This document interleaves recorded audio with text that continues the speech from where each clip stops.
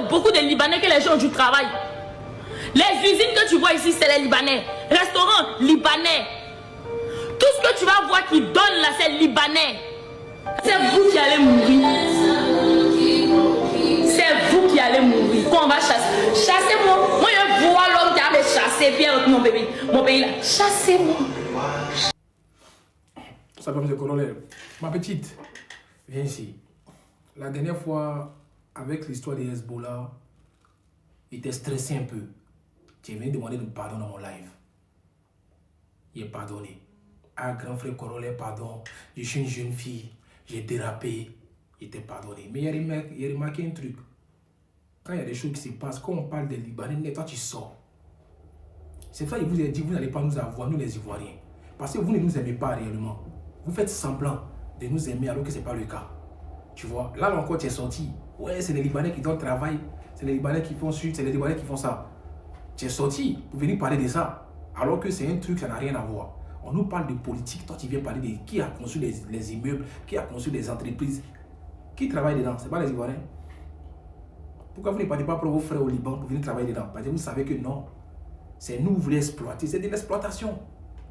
Ou bien, on va vous applaudir pour ça parce que vous avez entré, vous avez charma. Vous voyez un peu que vous-même, vous n'êtes pas logique dans ce que vous faites. Vous n'aimez pas les Ivoiriens en réellement. Parce que vous devez qu'on vous félicite par rapport à ce que vous faites, ce qui est logique. Dans un pays, quand on est des expatriés, c'est de créer de l'emploi. Sinon, vous servez à quoi dans ce pays-là? Vous voyez? Mais ma petite, il faut te ressaisir. Tu vois? Sinon, ton visage, on dirait fesses des bébés là. Je vais gommer ça encore. Et puis, la façon serait très irrévocable. Parce que toi, à chaque fois, on parle de Libanais, toi qui sais sortir pour venir dire que non, ramenez-nous chez nous, qui a quai? Ma petite, ça te laisse un matin. Tu connais Ivoirien? Si Ivoirien est debout, si Ivoirien dit qu'il ne veut plus de Libanais, toi, tu peux tenir. Dans notre propre pays. Si on est en train de calmer les choses, ce n'est pas parce qu'on n'a pas envie de sortir. Hein. C'est parce qu'on n'a pas envie de manifester. C'est parce que nous, là, ce que vous pensez que vous pouvez faire, faites ne plus nous revoir dedans. C'est toi qui es toujours les golbis. Ou bien, toi, tu es deux côtés. Tu es Ivoirien, tu es Libanais. Mais toi, tu changes toujours côté Libanais pour déposer sur Côte d'Ivoire. Il y a remarqué ça. Tu ne défends jamais les Ivoiriens. C'est pour ça que vous êtes tous hypocrites, ceux qui ont fait Ivoiriens et Libanais. Ils ne parlent même pas de ceux qui sont Libanais 100%. Donc, il faut te tirer le coup, ma petite. Sinon, il y a t'appuyer très très mal. D'accord. Provoquer les Ivoiriens. C'est-à-dire c'est vous qui provoquez toujours quand on sort, c'est pour dire que les Ivoiriens n'aiment pas les étrangers. Mais on ne va plus vous aimer, on va s'aimer. On vous a tout donné des places. C'est pour ça. En tout cas, c'était ton avertissement. Il ne faut pas venir pleurer dans le live quand vous demandez pardon. C'est que tu as commencé. Le peuple ivoirien est en train de décrier une situation délicate. Et le gouvernement ivoirien devrait pallier à ce problème. Le gouvernement ne devrait pas faire la sourde oreille. Et ce n'est pas aujourd'hui que les Ivoiriens se plaignent de cette situation. Les Ivoiriens se plaignent, ça fait beaucoup de temps. Parce qu'ils se sentent envahis. Parce qu'ils se sentent opprimés, oppressés dans leur propre pays par des étrangers. On dit en diplomatie, il n'y a pas d'amis. Il n'y a que les intérêts qui prévalent. Est-ce que le gouvernement ivoirien a oublié cette partie ou cette règle de la diplomatie? Voilà la question. Qu'importe l'amour qu'un étranger va montrer vis-à-vis de toi, c'est l'intérêt qu'il a gagné derrière toi qui compte d'abord. Et ces gens savent utiliser les stratégies pour pouvoir atteindre leur objectif. Parce que quand on regarde la situation, ce que la Côte d'Ivoire est en train de vivre aujourd'hui avec ces gens, on a tendance à repenser à la colonisation. Désolé moi d'utiliser l'expression. C'est comme une colonisation. Comment les gens peuvent arriver chez toi, ils occupent le salon, ils occupent les chambres, ils occupent le balcon, ils occupent les magasins. Tu vas te sentir étouffé. Tu vas te sentir mal à l'aise. Tu vas te sentir étranger chez toi. Même si c'est 40% de l'économie. Qu'est-ce qui fait croire que les Ivoiriens eux-mêmes ne peuvent pas gérer l'économie?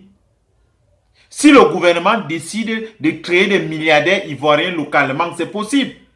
L'État a assez d'argent pour pouvoir financer ceux qui ont les projets, ceux qui peuvent se lancer dans les affaires. Pourquoi croire qu'un messie viendra d'un pays étranger pour venir changer vraiment le pays?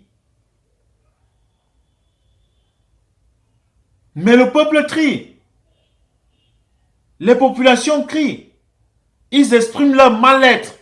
Mais le gouvernement va toujours rester muet face à cette situation.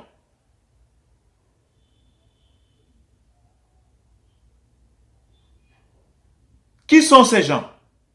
Regardez la condition de vie des Noirs dans ces différents pays. Est-ce que les Ivoiriens peuvent se déporter réellement comme ça, aller dans ce pays-là précisément et faire ce que ces gens sont en train de faire dans ce pays actuellement? Moi, je ne trouve pas que c'est possible. Parce qu'on connaît leur comportement. On connaît leur politique, leur manière de faire, d'agir, de penser et de traiter l'autre. Mais curieusement, ils arrivent dans nos pays et ils peuvent se permettre de faire ce qu'ils veulent.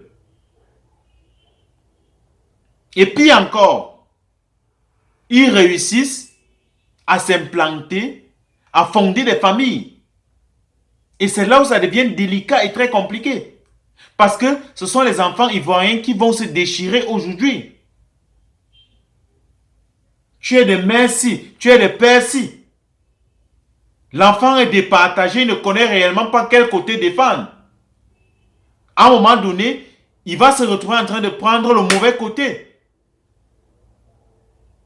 Pas parce qu'il veut. Parce que l'intérêt y est. Si le parent a plus de moyens que la mère, l'enfant va prendre le côté où il y a plus de moyens.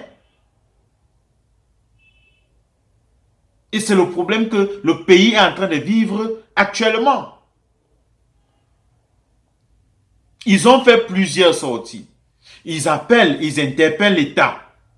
Mais l'État reste muet. Parce que l'État a laissé la latitude à ces gens de faire ce qu'ils veulent, de se comporter comme ils veulent parce qu'ils en ont des moyens.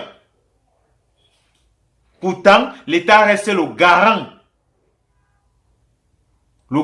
de tout. Qu'est-ce qui empêche à l'État ivoirien de créer localement les puissants hommes d'affaires? C'est comme ça que les pays fonctionnent aujourd'hui. Créer les puissants hommes d'affaires qui peuvent gérer l'économie localement. On ne va pas toujours attendre le Messie qui viendra sur un cheval blanc pour venir faire l'économie ou transformer notre pays. Mais les États africains doivent se réveiller.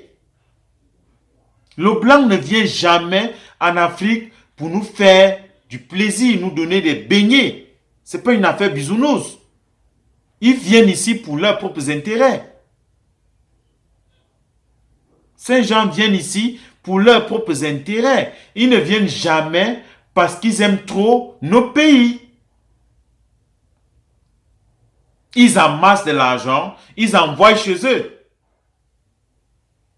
Et nos dirigeants, pour des intérêts, je ne sais pas, parfois, égoïstes, acceptent cela. Et c'est le peuple qui en paye le prix. Ce sont des situations qu'on devrait revoir. Pour un pays qui voudrait réellement se sentir développé, émergent, on apprécie vraiment tous les efforts et le niveau, le pays, la Côte d'Ivoire aujourd'hui. C'est appréciable partout en Afrique. Mais entendre que les étrangers sont en train de dicter la loi, ou ils sont en train de donner je ne sais pas trop quoi, c'est dégueulasse. Quand on décide de faire décoller l'économie d'un pays, on se rassure que localement, on a implanté quelque chose. Mais est-ce que les dirigeants ivoiriens ont pensé à créer d'abord des puissants hommes d'affaires localement avant de prêter une part de marché aux investisseurs étrangers? Ça, ce sont des questions qu'on devrait se poser. Mais s'il faut grain, laisser tout entre les mains des étrangers. Ça sous-entend que l'économie et le pays n'appartiennent réellement pas au pays. D'un côté, on va parler de la France, de l'autre côté, on va parler du Liban, de l'autre côté, on va parler... Mais où est l'Ivoirien? Parce que l'Ivoirien devrait être au centre de son propre développement. Où est l'Ivoirien? L'Ivoirien se sent lésé. Il ne se sent réellement pas impliqué dans le projet de développement de son pays. Il ne voit que l'homme étranger. Raison pour laquelle il interpelle son gouvernement. Il trie chaque jour. Parce qu'il voudrait que le gouvernement prenne en compte tout cela.